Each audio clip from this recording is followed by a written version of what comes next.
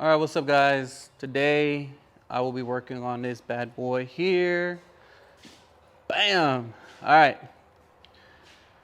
here we go. I'm doing a touch-up, clear coat touch-up on this truck, guys. I'm gonna show y'all real quick what that looks like if you zoom in your eyeballs. Where it at? Where it at? Where it at? Okay, right there, guys. It's kind of hard to tell. That is a clear coat scratch. The way you can tell is rub your finger on there, you can barely feel it. Hardly.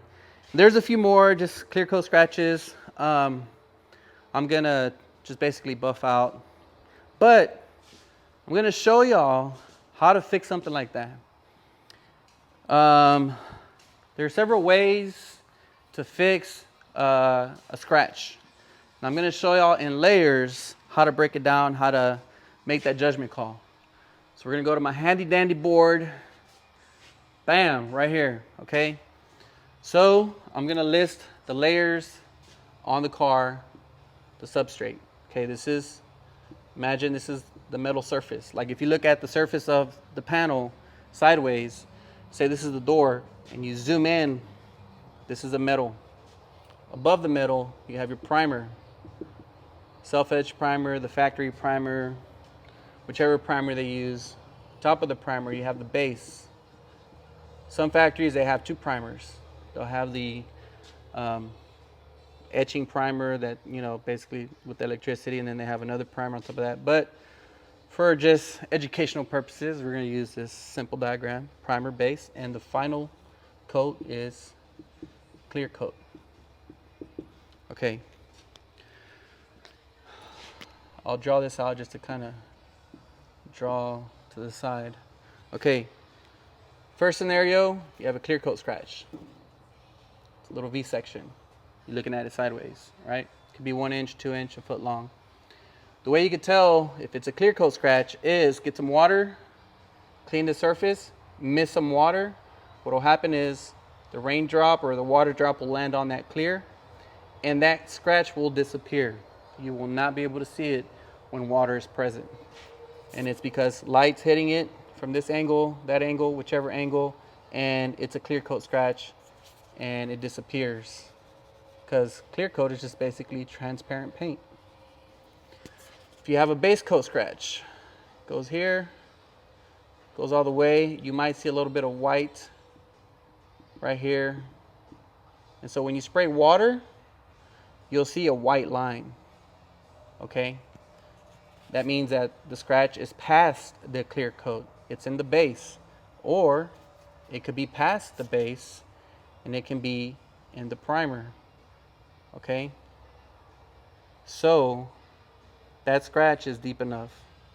The way I fix it, I mix up my base, which basically I'll have a cup of pure base, reduce 1 to 1, and then I'll have a cup of clear. My clear is reduced 4 to 1. What I mean by that, guys, is every clear is different. You have some clears that are 1 to 1, 2 to 1, 4 to 1, and so on. I use JC630, good clear, guys, okay, for all purpose. It's 4 to 1. 4 parts clear, 1 part hardener. Your hardener is JH6380. They're slow, medium, and fast. You get your mixing cup. Your mixing cup is going to be something small like this. You look for the 4 to 1 ratio, okay? So you're going to go up to, for example, if you need a little bit of clear, go up to the 1, the first one with clear, and then you go up to this second number with hardener, okay? Don't get confused, guys. It's real simple. If you need more clear, you go up to the number 3 with clear, which is 4 parts, and then 1 part hardener. You go up to the second 3, okay? So once you have your clear and your base mixed up, what you're going to do is you're going to come over here and you're going to get a fine tip touch-up brush. I know y'all know what a fine tip touch-up brush looks like, but I'm just going to show y'all real quick. Bam, there you go. It's not that other brush that it's like kind of like this. It's made by Mackey's and it looks like that. No, this is your fine tip touch-up brush right there. Okay, get it at Michael's. Any arts and crafts are like 50 cents or something like that. You get your base and you're clear. Get your touch-up brush, dip it in here, and you're gonna put that base first. Fill it up to where you think it's past the base or halfway of the scratch, okay? Don't put your base all the way up here, okay? Because that's not gonna work. You're gonna wanna put base in the scratch, which is all this right here, okay? Next, you're gonna let that dry. Next, you're gonna get your clear. Now you're gonna fill all the way up here with clear. So it's gonna look like a little plug. You can go over these edges right here with clear. Don't go all the way past over here. Just go a little bit past that edge and put like a little drop or a line, you know, or if the scratch is like right here, just put your brush and kind of just go down the line and fill it up like this. So this is all clear. The reason you're gonna do this is because the next day you can come back and wet sand, smooth out that clear so it's a little bit more flat.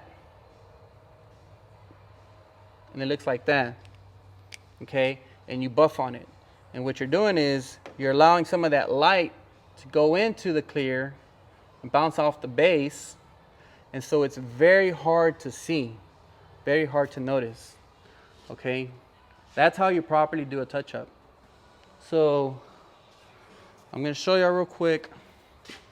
When it comes, that's like a solid color, solid black, solid white, solid blue, any solid color, this will work. Now let me explain metallics. Metallics is a little different, okay? Because you have metallics, okay? So what you want to do is, if you have a metallic color and you mix your own paint and you got to touch it up on metallics, you're gonna have the metallics. When you spray paint a car, those metallics get atomized, okay, and it spreads them out. When you touch it up, you have a drop and they're all clumped up together, okay? If you have the toners, you can make your formula for that color or whatever you're mixing or touching up, make it a little bit lighter. So if you have a toner where it's like, you know, 60 parts of fine metallic,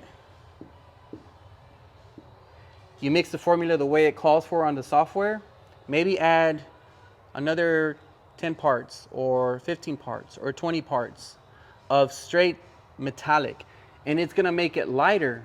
So when that drop that you're putting on there of metallics, because it's lighter, it appears to match the color of the car, even though it's not the exact same formula.